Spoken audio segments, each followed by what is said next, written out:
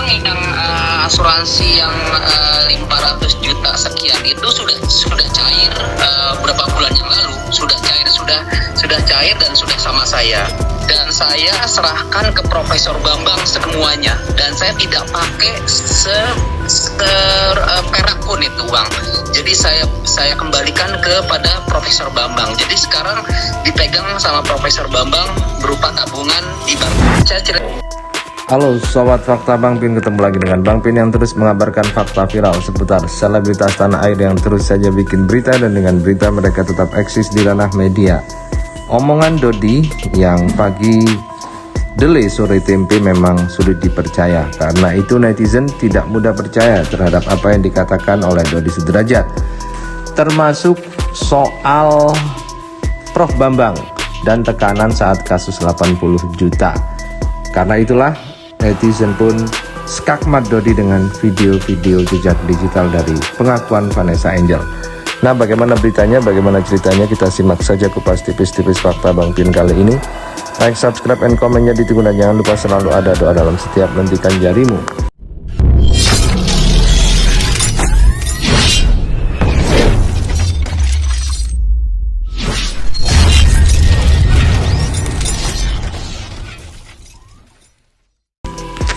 Kita lansir dari Great Fame, Dodi Sudrajat ketahuan ngibulnya. Puji Prof Bambang yang bantu anaknya keluar dari tekanan saat kasus Rp 80 juta. Video lawas Vanessa Angel langsung skakmat pernyataan ayahnya. Kelihatan begonya. Dodi Sudrajat dituding berbohong usai ungkap Prof Bambang yang bantu Vanessa Angel atas kasus 80 juta. Di mana ia kembali membahas masa-masa Vanessa Angel terjerat kasus 80 juta. Pada pernyataannya saat konferensi pers, Dodi mengatakan kalau Prof Bambang lah yang membantu Vanessa Angel. Dodi membeberkan kalau Prof Bambang ini membantu Vanessa Angel bangkit dari keterpurukannya. Namun, pernyataan itu terbukti tidak tepat. Pasalnya, Vanessa Angel sempat menceritakan masa-masa sulitnya ketika di dalam penjara. Benar, memang dirinya saat itu stres dan depresi hingga ingin bunuh diri. Namun bukan Prof Bambang yang memotivasinya. Netizen pun menuding jika Dodi hanya mengarang cerita saja. Dodi Sudrajat mengatakan hal itu saat melakukan konferensi pers baru-baru ini. Video itu diunggah oleh akun gosip ratu.nyinyir.official. Ia membeberkan kalau Vanessa Angel sempat merasakan stres hingga ingin bunuh diri saat terjerat kasus 80 juta. Prostitusi online pada saat itu, jiwanya sangat terguncang, sangat stres, depresi. Pada saat itu malah saya dengar anak saya mau bunuh diri, jelas Dodi. Namun menurut Dodi, wajar jika Vanessa merasakan hal itu. Terlebih ia baru pertama kali terjerat kasus hukum. Kemudian ia mengungkapkan kalau Prof Bambang lah yang membantu Vanessa keluar dari masa-masa sulit itu. Karena pada saat itu beliau atau putri saya adalah baru pertama kali masuk atau mengenal yang namanya penjara. Dan pada saat itu juga ada seorang yang baik yang sekarang jadi teman saya, Prof Bambang Syaputra, sambung Dodi. Sebagai sosok yang dianggap sebagai kakak, Prof Bambang memberikan motivasi hingga membantu Vanessa kembali menumbuhkan rasa percaya dirinya. Nah, pada saat itu Vanessa memanggil Prof Bambang adalah abang, karena sebagai abang selain sebagai guru spiritual, motivasi juga sebagai abang atau kakak dari Vanessa. Karena kasihan melihat kondisi Vanessa di lapas yang mau bunuh diri. Perlahan tapi pasti PD-nya mulai tumbuh, kata Dodi Sudrajat. Sayangnya, ungkapan Dodi Sudrajat berbeda dengan apa yang terjadi.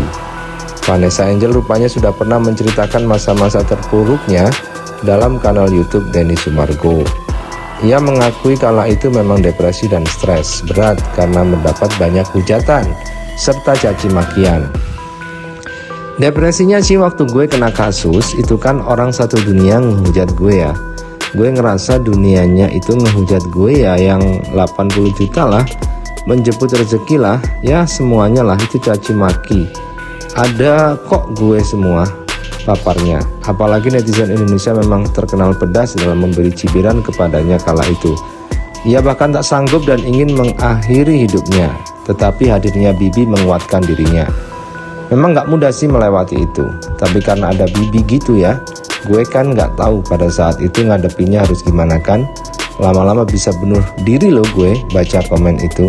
Lo tahu kan gimana jahatnya komentar netizen, jelasnya panjang lebar.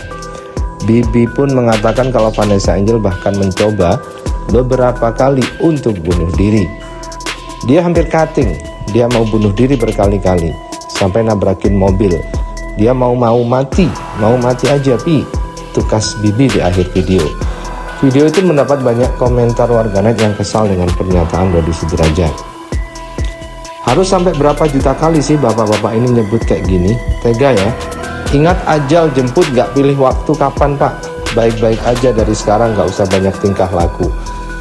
Jejak digital banyak lah. Dia bapaknya sendiri aja hanya mau minta pinjam KTP aja gak mau. Ini bangga-banggain Prof Bambang yang ngurus almarhum waktu kena masalah. Lah Anda sebagai bapaknya kemana waktu itu?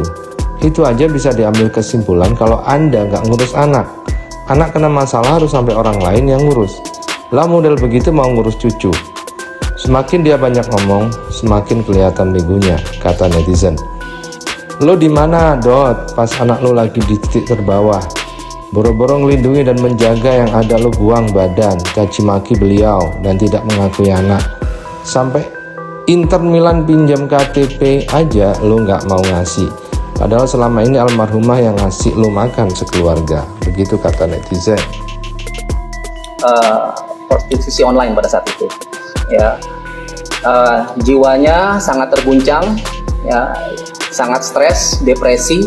Pada saat itu malah kita dengar anak saya ingin bunuh diri karena pada saat itu beliau atau putri saya adalah baru pertama kali masuk mengenal yang namanya penjara, ya. Nah, pada saat itu putri saya terguncang. Jiwanya stres dan depresi, dan pada saat itu juga ada seorang yang baik, yang menurut saya baik, yang sekarang ini menjadi sahabat saya, teman saya, ya, Profesor Bambang Saputra pada saat itu, ya. Nah, pada saat itu Vanessa manggil Prof Bambang ada abang, ya, karena sebagai abang selain sebagai guru spiritual, motivasi, juga sebagai abang atau kakak dari Vanessa. Nah, karena kasihan Prof Bambang melihat kondisi Vanessa di lapas yang ingin mau bunuh diri, ya perlahan tapi pasti PD-nya mulai tumbuh. Pada saat itu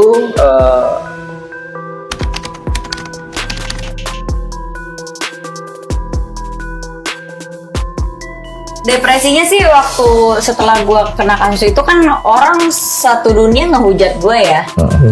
Iya, yang emang luar negeri tahu kagak, satu Indonesia aja. Sorry, Asia Tenggara, say. Sampai Cina, sampai Thailand, sampai Filipina. Masuk beritanya sampai Asia Tenggara gue, Malaysia. Gue Internasional gue. Oke. Bener-bener, maksudnya gue ngerasa dunianya tuh ngehujat gue gitu. Iya. Yang 80 juta lah, yang menjemput rezeki lah, ya semua lah itulah yang caci maki tuh ada di gue semua. Itu tagline-nya ya.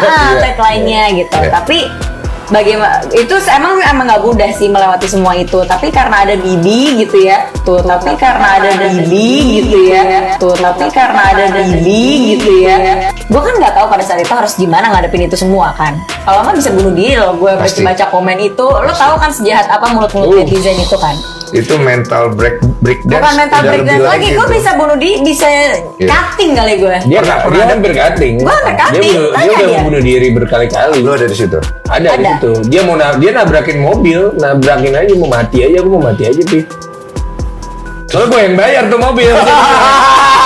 Makanya lu larang dia. Jangan dulu pakai mobil yang lain. Gak asuransi soalnya. Gak asuransi.